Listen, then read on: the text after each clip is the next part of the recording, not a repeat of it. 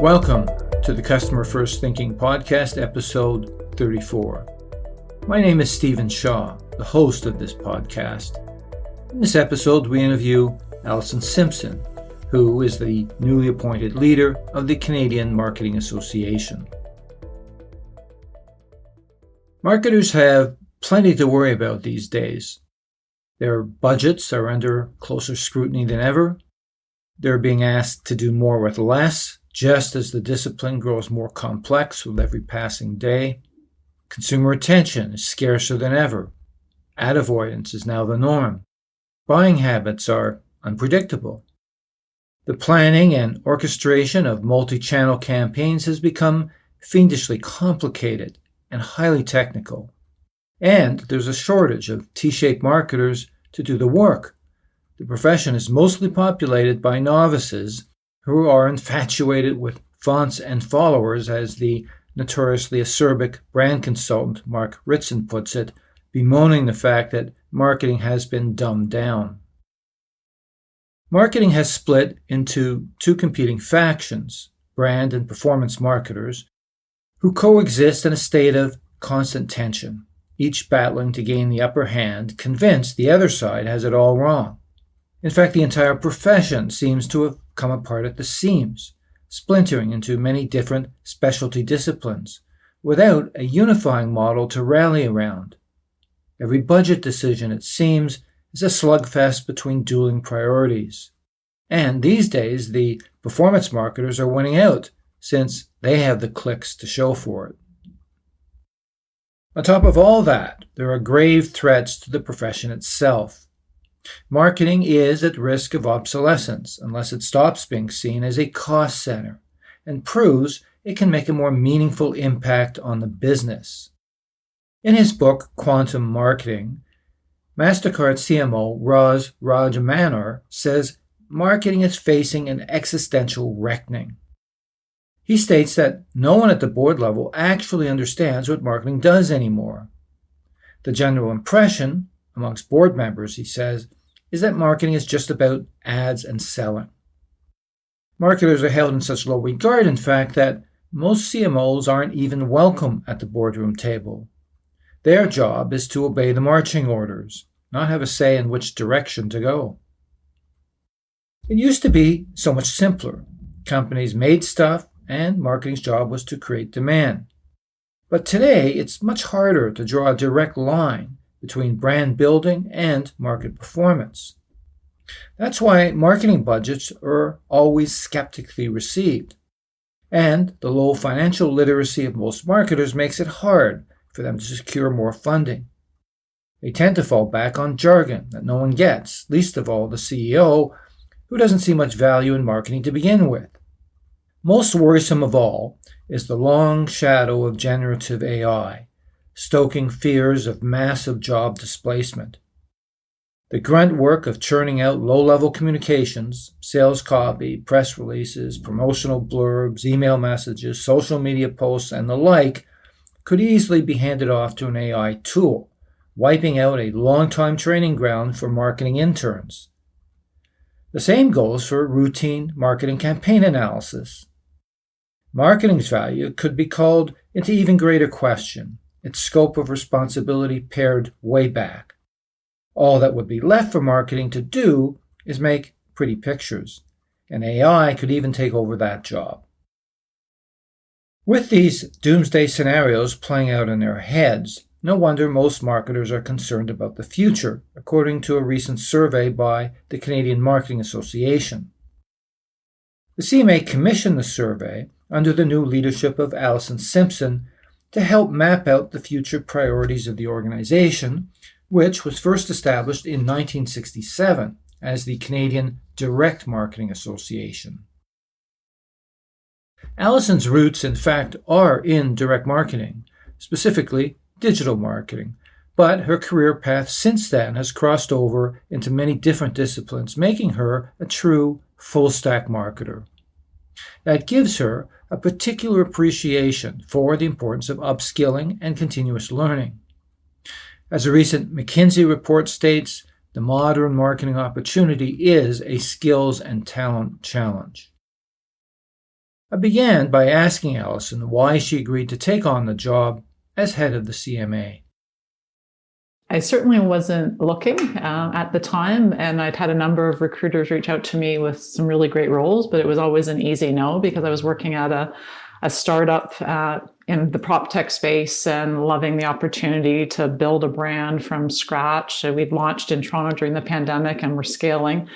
So normally if a recruiter called, it's like, great opportunity, thanks but no, happy to connect you to someone on my network. But when this call came, it got my attention for a lot of reasons. I've grown up in marketing. I absolutely love our profession. I've benefited greatly from being in the marketing profession. I've been involved in giving back through being on the board for the ICA and for NABS. I've certainly been involved with the CMA on committee, speaking at events, and just the opportunity at this stage in my career to come in and have an even bigger impact on a profession that I adore and have benefited from. I just couldn't say no. So I took the first interview, met with the board, got to see what a talented board we have, really connected with them and their thoughts around the association. And one thing led to another, and it really became an easy yes. It was hard to say goodbye to the startup, but the opportunity to really have a lasting impact on our profession is simply too good to turn down. What do you understand to be the vision and mandate of the CMA? And I'm old enough to remember the CMA used to be called the Canadian Direct Marketing Association. And you may remember this too, converted to the CMA and hasn't looked back, obviously. But going in, I mean, the marketing profession, we're going to get into this subject quite a bit today, is going through some fairly transformative change, especially in the years ahead. What's the board's direction to you in terms of how you steer the CMA into the future? And Stephen, you've called out a core part of the DNA of the CMA is really being on top of change and evolving as our profession evolves. And to your point, starting as a Canadian Direct Marketing Association, continuing to evolve, that will always be core to what the association does. And given the profession we represent, it needs to be. So the board really are looking for, I've got a strong foundation to build on, which is a wonderful opportunity. I've got a very talented team. We have an absolutely enviable roster of marketing members who are volunteers with the association, starting with the board, but we've got a robust community of committees and councils as well. So my mandate is really to set the vision for the CMA. And as part of my immersion into the role, I've met with literally hundreds of members. I've conducted quite robust research to ensure that the vision I have for the CMA and how to transform it will be ways that the marketers in our community really want and need. So I plan to build on the foundation a few different ways. First and foremost, you talked about the industry going through a lot of change. That's only going to continue to be the case. The speed's only going to continue to accelerate. So an absolute priority for me in leading the association is that the CMA become much more future focused so that we can really help our members in the profession manage through the absolute tsunami of change that consumers, brands, and businesses are experiencing. And I've got a number of different initiatives under that, but that's sort of the headline. Did you go in with a point of view on this? Is that what convinced the board to hire you, or has your point of view emerged through the 5 or 6 months you've been in the job, or has there just been a fusion of the two? It's been more a fusion of the two. I certainly, having been a member of the CMA, having been involved with the CMA, I certainly had a point of view. My conversations through the interview process with the board, it was a lot about uncovering where their heads were and where my head was to see the opportunity for sure. And then when I started, I presented a 90-day plan as part of the recruitment process. And part of what I really wanted to do, I didn't want it just to be my opinion and the board's opinion. It's so important that every one of our members and the broader Canadian marketing community have a voice in how we're going to shape Canada's largest marketing association. So that's why I've spent a lot of my time since joining in one-on-ones and group meetings with members, and also wanted to do the research so that we could have a safe and anonymous way for members and marketers to share their thoughts on what the CMA should be doing. So you're in a listening mode right now, but to go back to the vision, are you in a position to articulate what that is now, or are you in a wait state and are going to pronounce it at some point? So I absolutely am planning to build on the foundation of the CMA with a much more future-focused approach. That will involve a number of things, starting with professional development. So an example of a new initiative is a training course that we've developed in partnership with one of our senior marketing members. And the headline for the course is How AI Can Make You a Better Marketer. And our first session on that's going to be in June. So given ChatGPT and the emergence of AI, we wanted to be very agile and provide training that our members could benefit from as quickly as possible. And then another way that we're really being more future focused is the types of events that we're creating. So on June 6th, I'll be hosting our inaugural CMA Future Proof. And that's by virtue of the name, it's absolutely focused on helping marketers manage today's business needs while preparing for the future. And I'm happy that we were able to secure the author of Quantum Marketing as our keynote. He's also the global CMO for MasterCard. So that will be an afternoon of talking through where the future of marketing is going and also equipping marketers to deliver on today's business needs. So the CMA has, I think, around 400 corporate members, if I got that number correct? We have almost 450 corporate members, and then under those corporate memberships, we literally have thousands of marketers across the country who are part of the member organizations and actively involved with the association. Okay, I was going to ask you that question because do you see a need at all to expand that membership base, or because it's been fairly stable, I think, over the years? And my other question related to that is if you analyzed a change in the composition of that base over time, whether it's shifting within certain industries or new industries. For example, the whole rise of DTC marketing has introduced a whole bunch of new players into this area. And I'm just wondering if you're seeing that influx of members coming in from other industries. So absolutely, I would welcome more members to be part of the Canadian Marketing Association. And the makeup of our membership has absolutely evolved as the marketing profession has evolved. So when I think about primarily all of Canada's top industries are represented, there's certainly an opportunity to get more members in certain industries, and automotive would be a good example of that. We've also significantly grown our agency membership, number of members. We've also got all of the platforms represented. And then with the emergence of new technology and MarTech, we certainly have a lot of MarTech companies that are members. We've got post-secondary institutions, not-for-profits. We've got Crown corporations. So it really does represent the breadth of Canada's business community.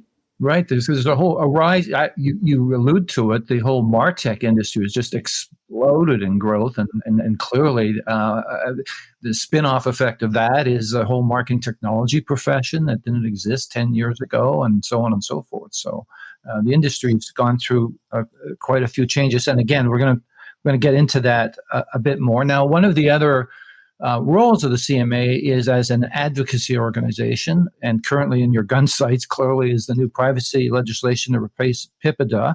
What's the CMA's position on Bill C-27? I mean, certainly you appear to favor it. Modernizing it is, I think, the term you use.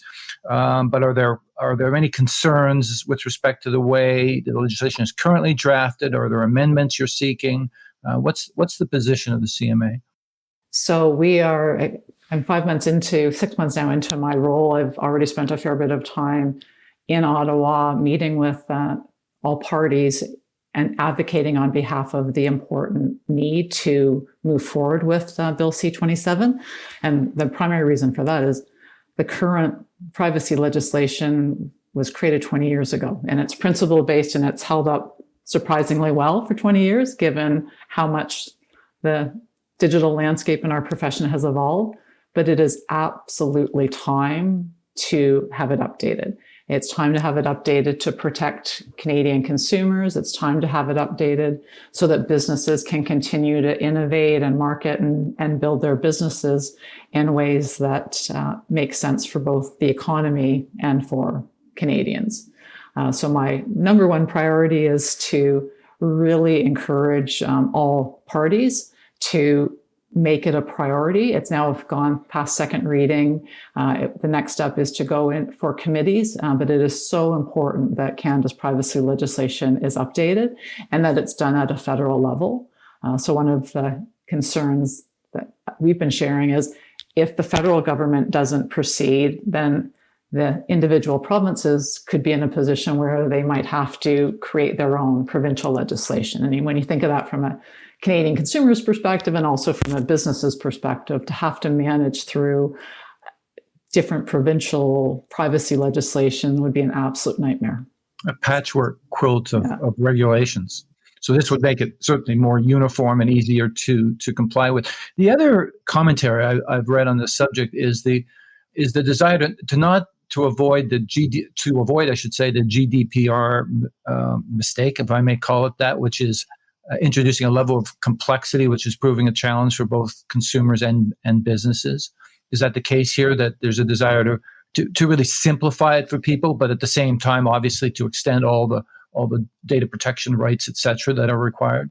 Stephen, it's a great call out. We have the benefit of the GDPR being in market now for a few years, and it has absolutely created a staggering regulatory burden that governments can't afford, taxpayers can't afford, and it's stifling innovation and growth. And it also disproportionately impacts small and medium-sized businesses. So if you think about Canada, where SMEs are 80% of our economy, to have the type of legislation that like the GDPR in Canada would be absolutely crippling for SMEs. And then on the consumer side, they're absolutely experiencing consent fatigue. So having to log on and say yes to so many layers.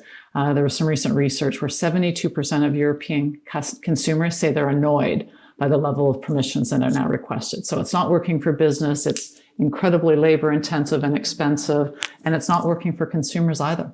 And so how do you avoid that kind of bramble bush, if you will, of overregulation in this bill? Like, what are the steps that can be taken to ensure that doesn't happen here?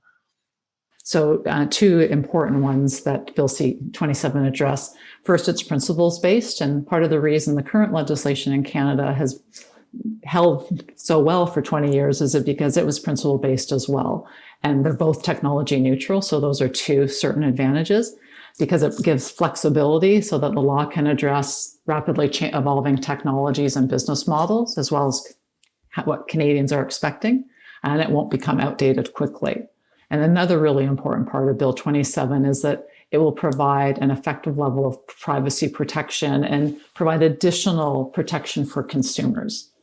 So Canadians have a new right to request that their data be deleted. They have the ability, greater accountability and transparency requirements for organizations. And any businesses that don't follow the new bill will be subject to the highest financial penalties of any country in the G7. When you say principles-based, does that really mean it provides guidance, direction, but not a level of specificity to the actual regulations? I'm not quite clear what that means. Yeah, and by being principle-based, they're not trying to anticipate every potential application. And when you think, so 6 months ago when I joined, everyone was talking about the metaverse. Now no one's talking about it. And 6 months ago, ChatGPT wasn't on anyone's radar. Now it's all we're talking about. So given how quickly technology changes, to try to have privacy legislation that can anticipate that is, I would argue, impossible. And that's where being principles-based gives the government flexibility to take into account what they can't possibly know will happen in the years ahead. Mm-hmm. And my other question related to this is it seems the legislation has moved very slowly through the funnel. What accounts for that? Just distractions on the part of the government's not a priority? Well, I've never worked in government. I've done the advocacy piece of the CMA is quite new to me. And so coming from the marketing world where you and I are very used to things moving at warp speed, I share, it's been an education to see how things move. Part of it is priorities. Now, obviously, the government has a lot to manage through, and that's a big part of why we're advocating to the degree that we're advocating for the importance and to keep this high in the priorities of all three political parties and really help have them understand how it's going to benefit Canada's economy and Canadians to make it more of a priority. Right. So, well, it's very exciting to see you energizing the CMA, because I've always thought that the CMA did have a big role to play here in helping guide the industry forward. And I kind of want to move into that a little bit. You mentioned AI as being a key area, and clearly it is on everybody's minds. And it's interesting you've got a session about how it's going to help marketing as opposed to replace marketing jobs, which I think is people's main concern. Are there other industry issues that you're considering focusing on? So there's obviously privacy, AI is a concern. Are there other big issues that you're monitoring and need to somehow intercede? So we're certainly monitoring both issues and then where we see opportunities. So on the regulatory side, the other important priority that we have right now, the Competition Act is getting updated. So on behalf of the marketing profession, the CMA is very involved in that as well.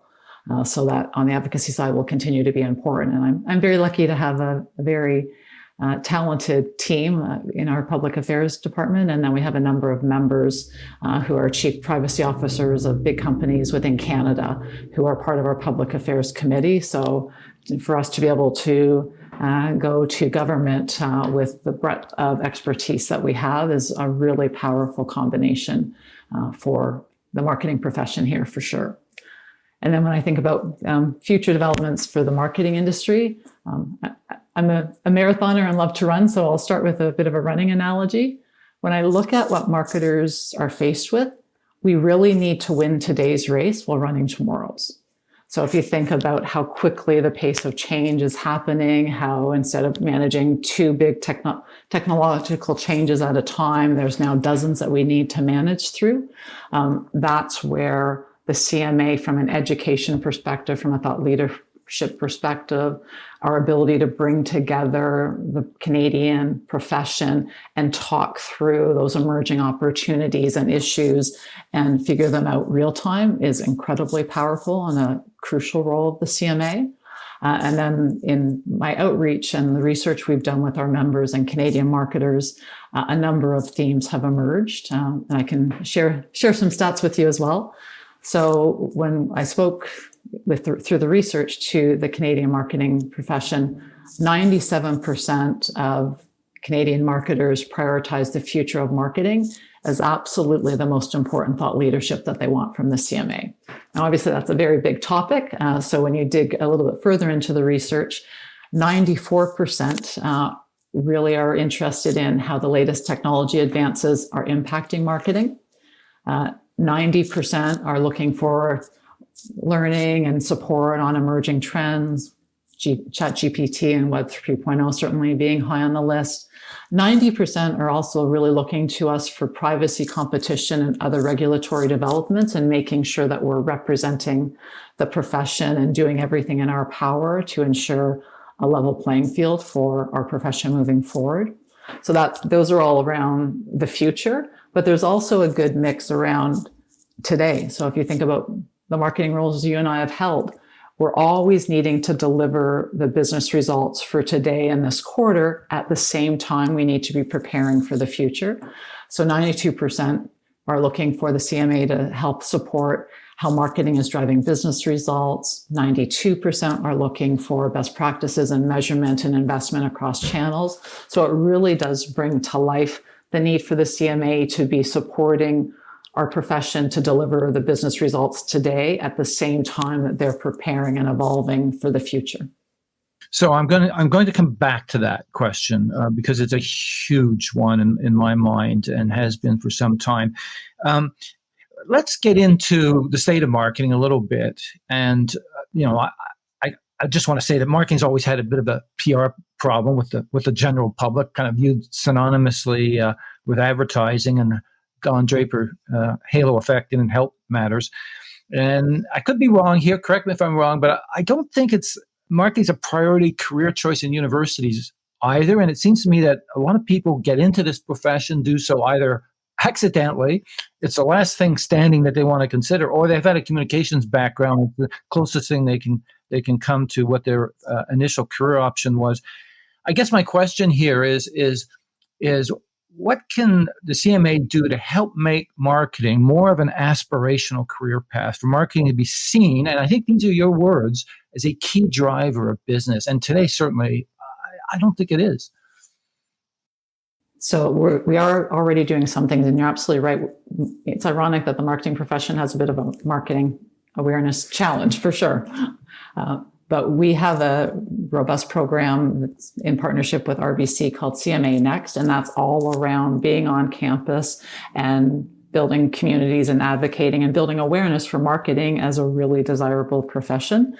Since I joined, we've evolved our approach to that as well, and we've hosted 2 virtual networking sessions where the last one we had in March, 700 students from across the country joined our virtual networking, and they came to listen to 4 different marketers who are 5 to 10 years into their career talk about marketing as a profession, what attracted them to it, why they're enjoying it, and to give students a real life example of what it's like to be in marketing. We also, through the work we've done with CMA Next, we have an active community of 14,000 students across the country. So we're working hard to bring more awareness to marketing as a profession. And when you think about it, I love our profession. You've been in it for a long time as well. Clearly, there's a lot appealing about it. What attracted me to it is it's incredibly creative, and it's creativity to drive commercial value. So when I think I thought I'd be a lawyer at one point, and thank God I wasn't. Like, what has brought me to this career, what has kept me in this career, is the business impact that we can have and the way that we understand consumers to a degree that no one else around the executive tables I've been part of truly does. And that's powerful from a marketing perspective, but it's at least as powerful from a broader business perspective. For us to truly be the voice of consumers is, I think, a wonderful opportunity, and certainly an opportunity that I thrive on.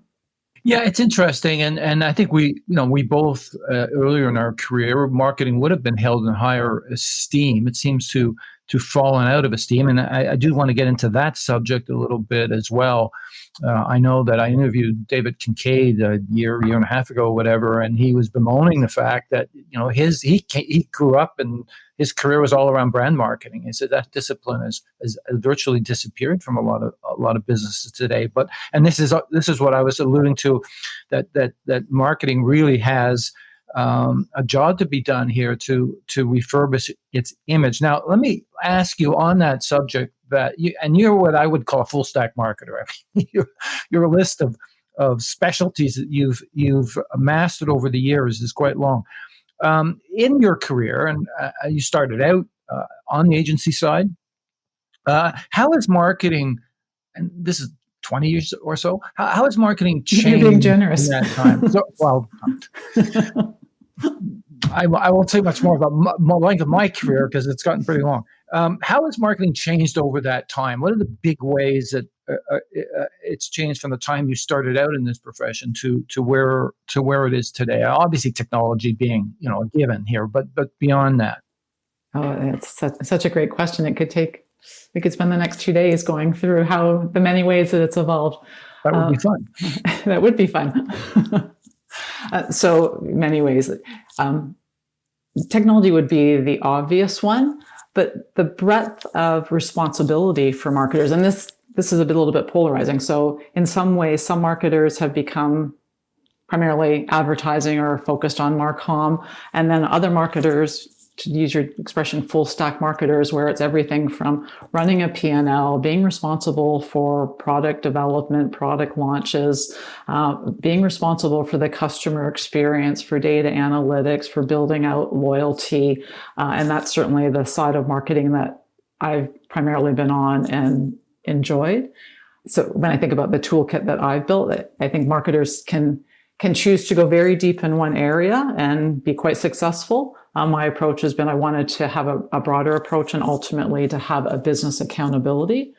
That comes from very early on in my career. One of my very early roles was a combined sales and marketing role. And that really taught me that any marketing we do needs to be in the interest of advancing the business and ultimately making a sale or achieving a business outcome. So that having that experience early in my career really shaped my approach to marketing.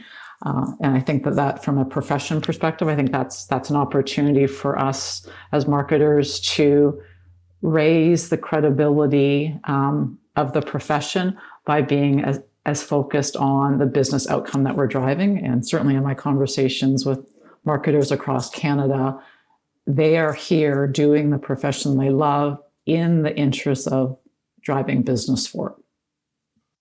Well, you started out in digital marketing at a time when really web was a department on its own and no one really understood it very well. To today, now it's all marketing's practically digital marketing. I would think that's the big change. But the other one was what I was alluding to earlier with respect to the concept of brand marketing itself. I was just reading a piece by Mark Ritson, who was bemoaning the fact that there's very little literature on the subject of brand diagnostics, on planning, on both considering short and long-term performance.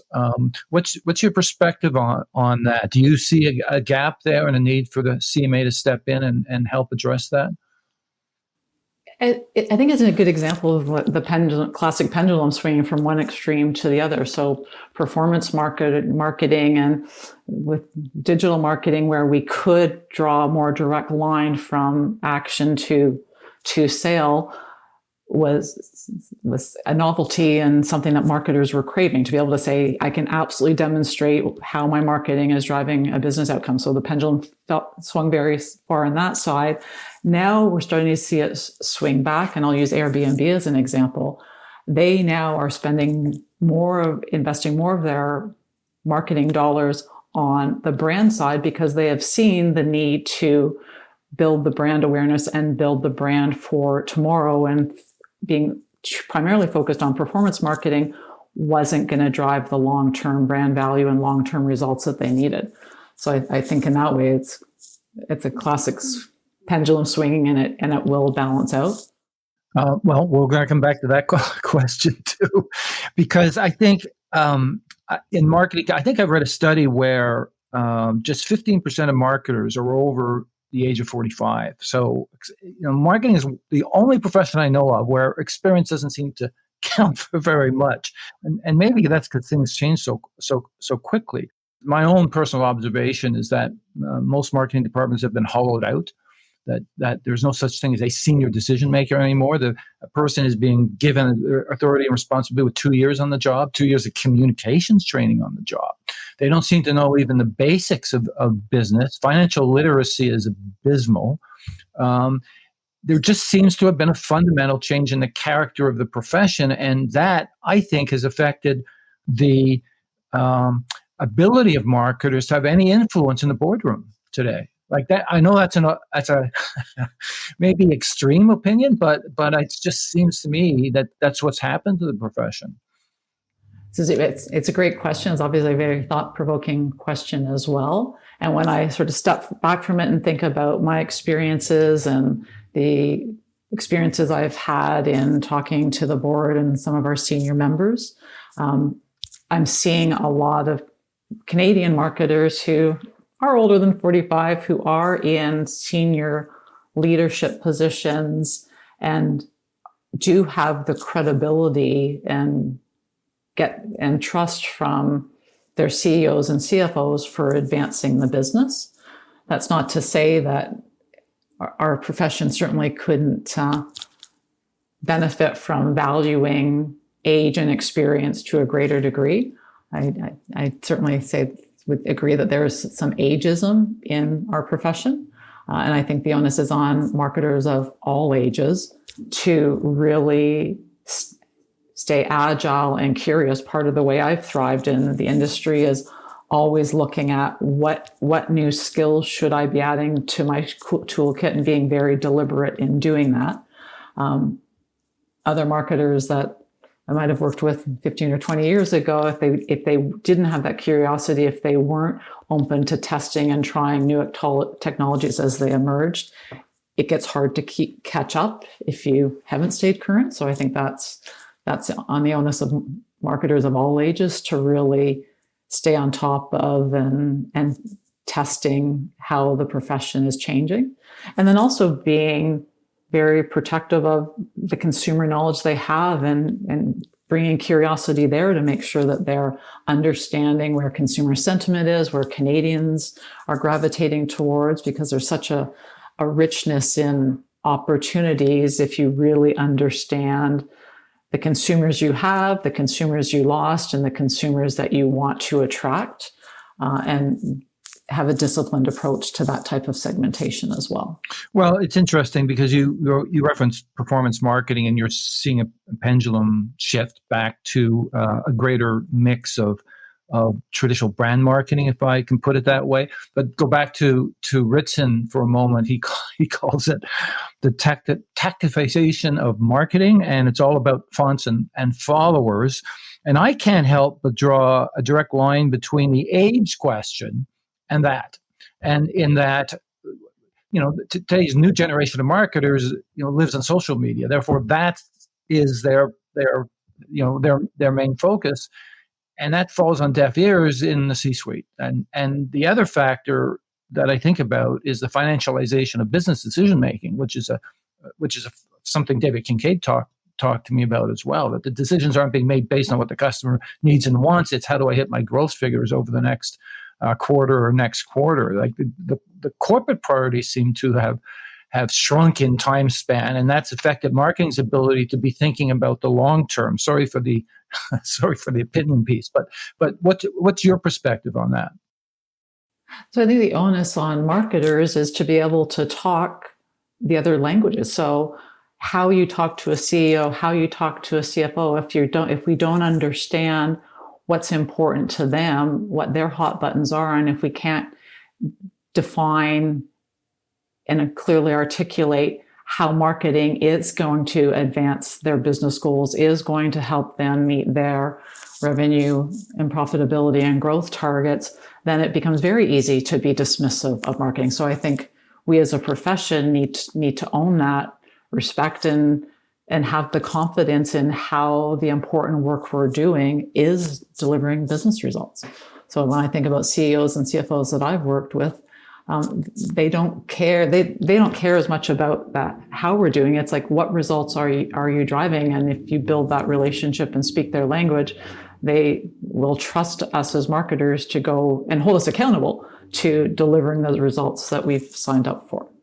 Well, the holy grail certainly is being able to prove a marketing ROI, and that seems to be a more elusive challenge than ever, given the level of media fragmentation, the fragmentation of marketing into many different disciplines, all clamoring for a piece of 12% of, what is it, marketing budgets today, 12% of overall expenditures, clamoring for their piece of pie. And how do you do that? Is that something the CMA can help with going forward, is helping create integrated performance frameworks that enable that argument to be made at the C-level, suite level?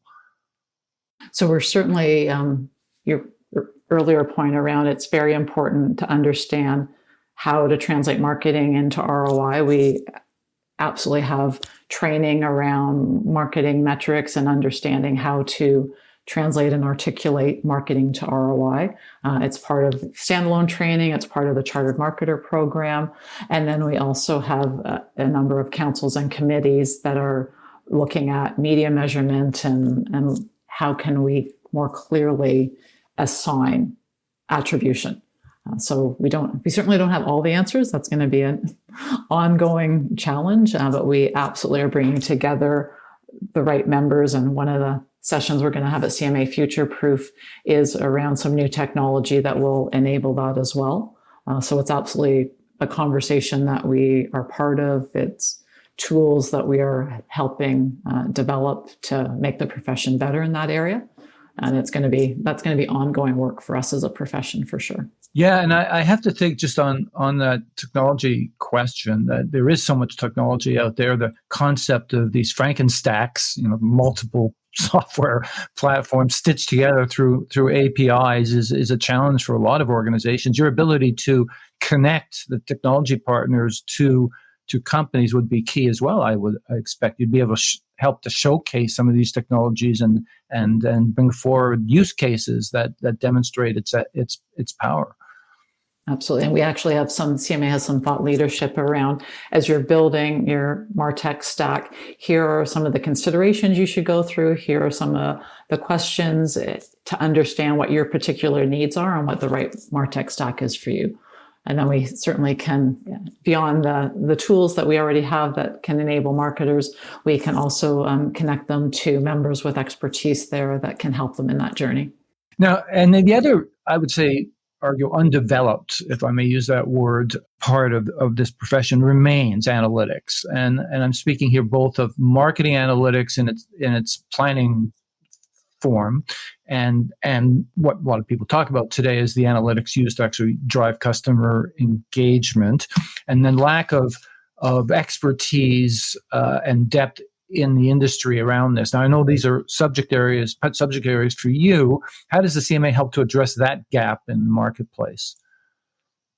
So we do it a number of ways. We certainly do it we have a number of thought leadership articles. We also have a data analytics council that provides great input there. We actually added to the Chartered Marketer program, we added a new elective this year around insights, which is all about what you're talking about, because knowing that that's an important area of growth and learning for marketers, we wanted to ensure that it became an elective of the Chartered Marketer program as well. So we launched that earlier this year as well. So those are some of the ways. Yeah, and to me, the soft underbelly has always been the connecting emotional drivers to behavioral drivers and bringing those two together to form a greater insight. So there's a need for the industry to evolve. Are you working with external learning institutions, universities at all in developing curricula around some of these subject areas? So we actually work with a number of marketers, so across very different industries, primarily Canadian marketers. So they're a lot of our instructors, we co-create content together as well, because we really want to work with marketers who are living and working in the particular area of expertise. And then we have post-secondary institutions that are members of the CMA and that are actively involved in our councils as well. So we do have a few that are part of our facilitators for different training sessions as well. So I want to talk a little bit about the marketing model. I referenced this earlier in our conversation, and marketing for the most part still lives and breathes the ADA model to some extent, to a large extent, actually the 4Ps model. But those models were built 60 years ago. They're built for a world that doesn't exist anymore. There's certainly a lot of books out there addressing new models, new frameworks, etc., but none seem to be adopted very quickly by anybody. So we live in a very fractured landscape. Do you see a requirement here again for the CMA, or let me ask this differently? Do you envision a shift to a new model, a standardized sort of model approach, which incorporates all of the various elements of marketing that's in play today, along with a performance framework? I think Kotler calls it a more holistic model. So the de-emphasis on tactics, the emphasis back to strategy. Do you see a need for the CMA to support and put forward some concepts around what that could look like to help steer the industry forward? I think we can and should have a role in that as well. I think you nailed it with too many marketers have moved to and this is global, not Canadian, have moved to tactics over the higher level business strategy and role that marketing can and should have in advancing business goals. So when I look at the 4Ps, they're relevant. I think they're still relevant. The fifth P that is missing is people, like having the customer at the center of it. Because no matter how the technologies are changing, ultimately what marketers need to do is understand what need they're delivering for a consumer, how they're doing it in a different and compelling way to the competitive set, and what do they need to do to actually motivate that action to grow their business. So when I look at the 4Ps, it's the missing part for me really is the consumer should be at the center of it.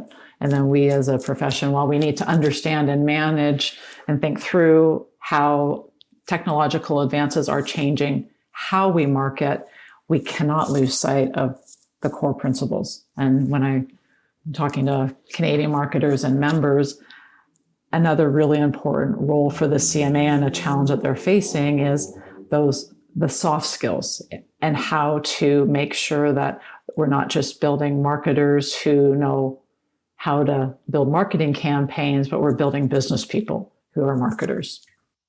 So that's exactly right. And I think the way I express it to folks in our shop is that you need to think of yourself as a change agent. An agent for transformation within the business. If businesses are going to become more customer centric, I mean, they say it, but they don't really do it. Then who takes the lead on that? And it's to me a big issue in organizations. Marketing should take the lead, but marketing often shies away from that role for whatever reason. They don't see their larger mandate being customer experience. They still see it as selling and not servicing. What are your thoughts on that? So I am in passionate agreement with you. Customer experience since I was at Bond Brand Loyalty, when I was at Holt Renfrew, I was the SVP of marketing and customer experience. I also had a PN, the data analytics team and loyalty team. So absolutely, the marketer has a tremendous opportunity to be the voice of the customer around that executive table, and not just from a marketing perspective, but from all aspects of the business. And I think that in many ways, that can be our superpower, because there isn't another executive role that should know the consumers to the degree that the marketer does. And if we're looking for increased credibility and influence, that's such a powerful way to have it. And part of what's both very well for me throughout my careers is knowing the consumer and the prospects we're trying to reach better than anyone else. Makes you the person that people come to for advice, whether it's on store design from a retail perspective, or even like how to invoice from other businesses' perspectives. Like, what are we doing to make sure that the consumers' priorities and sensitivities and pain points are being paid attention to across all aspects of the business? Yeah, Scott Galloway argues that marketers should see themselves as their connection to the marketplace, and that's how they should sell themselves into the C-suite. It's interesting. I don't know if you've seen the movie about BlackBerry that's just come out. Also Not yet. Great book. I'm looking forward to it. Terrific movie. I have to say it's very, very well done. And I'd read the book Losing the Signal, which is a fairly detailed examination of how BlackBerry rose and failed eventually. But you look at that situation, you realize that was a failure of marketing on the part of BlackBerry, not seeing where things were going, but wanting to look at the way they always viewed the world, which is it's important for that device to have the keyboard, and Steve Jobs saw it differently, and the world got changed, swept out from under them actually in a very short order of time. It's such a great example, because you could say Steve Jobs was primarily focused on seeing where consumers' desires were evolving to, and that's boded very well for Apple. Precisely. Well, there's lots of case histories like that. I want to ask you, get into a little discussion in the time remaining here in terms of the future and the next generation. So we've got Gen Z now entering early career years, with coming in with quite different attitudes and toward job meaningfulness, in terms of their feelings about authenticity. So both as consumers and as careerists. So it suggests that a major generational shift's about to happen. How do you think that's going to impact marketing? What's going to be the lasting impact of this generation on the shape of this profession and how it evolves over the next number of years? It's a great question. So I think in many ways I think it can be enriching to marketing. Because if our audience are looking for authentic experiences and relationships, are looking to brands to contribute to their lives as well as the betterment of society, I think that's a very rich territory for the marketers that see the opportunity first. Well, you certainly have a lot of attention being paid to the concept of brand purpose, which is the brand standing for something other than selling your stuff. And that seems to have gained a lot of traction. Do you see that being wholeheartedly embraced by this generation and really running with that idea and steering clear of organizations that don't declare themselves to be in the interest of the public good or good corporate citizens? Do you see a convergence there? I think there's certainly increased visibility when a business says one thing and acts a different way, and I think the accountability they will be held accountable, and the risk in not living up to your commitment will be painful for businesses that aren't smart enough to do it. I don't think every brand should have a purpose. I think every business should be looking to act in the best interests of the communities they're part of. At the same time, they're looking to advance their business goals. And I don't see those two things as mutually exclusive at all. So I think Gen Z will help accelerate that. Let's talk about, I want to swing back a little bit because we started this conversation around you polling your members around the top issues and the future. 97%, I think you said, wanted you to help them sort of peer into that crystal ball and see where things are going. But I imagine also to help shape that future. What are some of the top issues that in your discussions with CMOs, whether it's corporate members or otherwise, what are they talking to you about? The things that are top of mind for them, the things that keep them up at night? So talent is actually quite a big one, and looking at twofold. So how do I help my team stay on top of and thriving in an environment and a marketplace that is changing so quickly? And how do I help myself as a CMO do that? And then to tie back to our earlier conversation, how do I ensure that we have a robust pipeline of students and young marketers who see our profession as desirable and something that they want to be part of for the long term? And the CMA does and can have an active role in both of those areas as well. So searching for talent being key, because obviously, given the way the profession is today, so specialized, you need a feeder system to bring people along. What about mentoring? And again, go back to this discussion about ageism and the hollowing out of organizations. Is mentorship play a role here somehow? Absolutely, and mentorship. It currently plays a role for us in the CMA Next program, certainly in the Chartered Marketer program. And part of my vision for the CMA moving forward is we will absolutely be expanding more broadly on mentorship, creating mentorship opportunities through the CMA. Another really important priority that I'm hearing, and that certainly is top of mind for the CMA, is helping our profession be as diverse as the consumers that we want to attract. So on that note, we recently launched the CMA DEI Resource Hub on our website, which has an active and growing repository of tools and advice and recommendations to make sure that it's easier for marketers to recruit diverse talent and to be marketing in ways that will be compelling. We also recently completed our third DEI study, and we'll be sharing some more robust findings from that later in June, but I have a couple of findings that I'm happy to share with you now. So 96% of the respondents agreed that diverse and inclusive workforces drive better business results. It's also absolutely integral to talent retention and talent engagement. So what we found was organizations that do not have a diverse leadership team are 10 times more likely to lose talent and 4 times more likely to have disengaged employees. So if you think about an industry where talent is a top priority and challenge, diversity really represents a pretty compelling opportunity.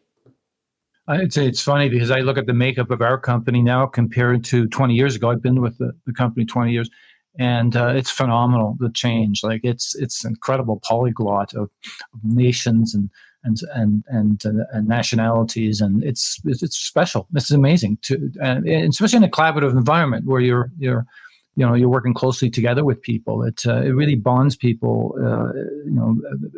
to have that kind of interaction. Well, and plus the diversity of thinking and experiences, like what you can create together, and there's so many great research reports around how it delivers stronger business results as well. So there's so many benefits to embracing diversity in all of its aspects. Sure, absolutely. And so, if because the marketing has become, as I say, a very fragmented discipline, a lot of different specialties, what advice would you give marketers, aspiring marketers, I should say, that are just starting out in the field?